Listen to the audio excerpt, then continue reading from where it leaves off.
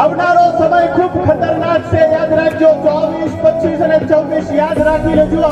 ત્યારે આ ખારી ગામના પ્રાણ પ્રતિષ્ઠાના દિવસે આપ બધાને હું કહું છું કે એક કોરોના નાનો એવો વાયરસ આવ્યો હતો ને દુનિયાને હલાવી નાખી હતી। આવનારા સમયમાં એવા હજારો વાયરસો આવશે। એ વાયરસો આખી દુનિયાને હલાવી નાખશે, હચમચાવી નાખશે।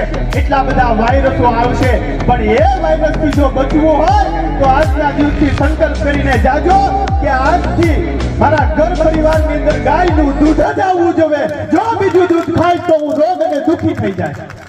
જો ગાયનું શરણ ન લીધું તો આવનારો સમય દુઃખીનો સમય છે, એટલું યાદ રાખજો।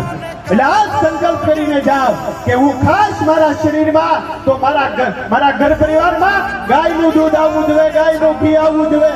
અને વાયરસોથી જ નહીં પણ કેન્સર જેવી બીમારીથી જો બચવું હોય તો સનાતન